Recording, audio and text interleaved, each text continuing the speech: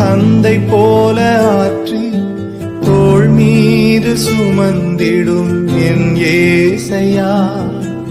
உம்மை போல புரிந்து கொள்ள யாரும் இல்லையே, உம்மை போல அரவணைக்க யாரும் இல்லையே, உம்மை போல புரிந்து கொள்ள யாரும் இல்லையே, உம்மை போல அரவணைக்க யாரும் இல்லையே. நீர் போதும் என் வாழ்விலே ஏசையா, நீர் போதும் என் வாழ்விலே. Download ShareChat. கர்த்தருடைய பரிசுத்தமான நாமம் மகிமைப்படுவதாக. ஆசீர்வாதமான ஒரு நல்ல காலை நேரத்திலேயும் அனுதினம் அன்னா என்கிற வேத தியானத்தினால் உங்களை சந்திப்பதில் மிகுந்த சந்தோஷம். கிருபையாய் கர்த்தர் நமக்கு ஒரு நல்ல நாளை கூட்டி தந்திருக்கிறார். இந்த நாளுக்காக கர்த்தரை துதிப்போம். இந்த நாள் ஏப்ரல் மாதம் 19ஆம் தேதி சனிக்கிழமை காலவேளை. இந்த காலவேளையிலேயும் நம்முடைய தியான அதிகாரம் என்னாகமம் 7ஆம் அதிகாரம். இந்த 7ஆம் அதிகாரத்தை நீங்கள் வாசிப்பீர்களானால் 89 வசனங்களை உள்ளடக்கின ஒரு நீண்ட ஒரு அதிகாரம்.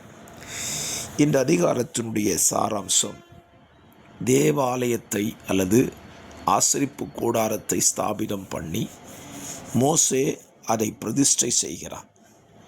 அதை பிரதிஷ்டை செய்யும் பொழுது ஒவ்வொரு கோத்திர பிதாக்களும் பிரதிஷ்டைக்கான பலிகளை கொண்டு வந்து செலுத்துவதை குறித்த விரிவான ஒரு அதிகாரம்.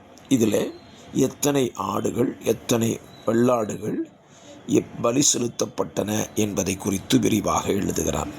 அதில் 88ஆம் வசனத்தின் கடைசி பாகம், பலிபீடம் அபிஷேகம் பண்ணப்பட்ட பின்பு செய்யப்பட்ட அதன் பிரதிஷ்டை இதுவே என்று சொல்லுகிறான். இந்த பிரதிஷ்டை பண்ணப்பட்டதான பலிபீடத்துக்கும் தேவன் இந்த வாசஸ்தலத்தில் மோசையோடு பேசுகிற ஒரு இடத்தை குறித்து இந்த அதிகாரத்தில் நீங்கள் 89ஆம் வசனத்தை கவனிக்கலாம். கர்த்தர் மோசையோடு எங்கே இருந்து பேசுவாராம்? சாட்சி பெட்டியின் மேலுள்ள கிருபாசனமான 2 கேருபீன்கள் நடுவிலிருந்து உண்டாக கேட்பான், அங்கே இருந்து அவனோடு பேசுவார். தேவன் தம்முடைய தாசனாகிய மோசையோடு கூட பேசுவதற்கென்று ஒரு ஸ்தலத்தை அவர் ஆயத்தப்படுத்தி வைத்திருக்கிறார். ஸ்தோத்திரம். 2 கேருபீன்களுக்கு 2க்கும் நடுவாக இருந்து சாட்சி பெட்டியின் இடத்திலிருந்து கர்த்தர் மோசையோடு பேசியிருக்கிறார். அப்படியானால் இந்த கால வேளையில் தெய்வம் நம்மோடு கூட பேசுகிற ஒரு இடத்தை வைத்திருக்கிறார். எல்லா இடங்களிலேயும் தேவன் நம்மோடு கூட பேசுகிறதில்லை. தேவன் தாம் பேசுவதற்கென்று ஒரு இடத்தை வைத்திருக்கிறார். வேத புத்தகத்தில் கர்த்தர் பேசின பல இடங்கள் இருக்கிறது, நீங்கள் கவனிக்க வேண்டும். எலியா சூறைச் செடியின் கீழ் படுத்துக் கொள்ளுகிறான். கர்த்தர் அவனோடு அங்கே பேசலை. அவனை ஓரே பர்வதத்துக்கு மட்டும் கொண்டு வந்துவிட்டு அங்கே வைத்து கர்த்தர் பேசுகிறார். இப்படி ஆண்டவர் பலரையும் பலவிதமான இடங்களிலிருந்து பேசும்படி தீர்மானிக்கிறார். ஆனால் மோசையிடம் பேசுறதுக்கு கர்த்தர் ஆசரிப்பு கூடாரத்துக்குள்ள ஒரு ஸ்தலத்தை முன்குறித்து வைத்திருக்கிறார். ஆகவே என்னை கேட்கிற அருமையான கர்த்தருடைய பிள்ளைகளே, கர்த்தர் உங்களோடு கூட பேசுவதற்கென்று ஒரு ஸ்தலத்தை குறிக்கிறார். ஆலயம் என்று எடுத்துக்கொள்வீர்களானால் ஆலயத்திலே பலிபீடத்தில் இருந்து தேவ ஊழியர்கள் வழியாக தேவன் உங்களோடு கூட பேச விரும்புகிறார். இது ஒரு களம். இன்னொரு களத்தை நான் சொல்லுவேன், நீங்கள் வேதம் வாசிக்கும் போதும் அவர் உங்களோடு கூட பேசுகிறார். இது ஒரு களம். ஸோ தேவன் பேசுகிற இடத்தை நாம் சரியாக புரிந்து கொண்டு அவர் பேசும்படி அந்த ஸ்தானத்தில் அந்த இடத்தில் காத்திருந்தால் அவர் நம்மோடு கூட பேசுவார். பொதுவாகவே ஆலயத்துக்கு வருகிற நீங்கள், இன்றைக்கு தேவன் என்னோடு பேச வேண்டும், தேவனுடைய பலிபீடத்திலிருந்து எனக்கு ஒரு வார்த்தை கிடைக்க வேண்டும் என்கிற தாகத்தோடு நீங்கள் புறப்பட்டு வந்தால் நிச்சயமாய் சொல்லுவேன், கர்த்தர் உங்களோடு கூட பலிபீடத்தின் நடுவில் இருந்து ஊழியர்கள் வழியாக நிச்சயமாய் பேசத்தான் செய்வார். பேசாமல் அவர் இருக்கிற தேவன் அல்ல. அப்படியானால் நம்முடைய வாஞ்சை என்ன?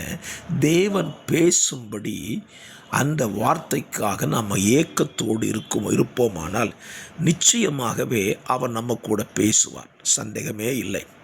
ஆகவே இந்த காலவேளையில் கர்த்தருடைய வார்த்தையை கேட்டுக்கொண்டிருக்கிற தேவ பிள்ளைகளே, இன்றைக்கு அவர் உங்களோடு கூட பேசுகிற இந்த வார்த்தையை கவனியுங்கள்.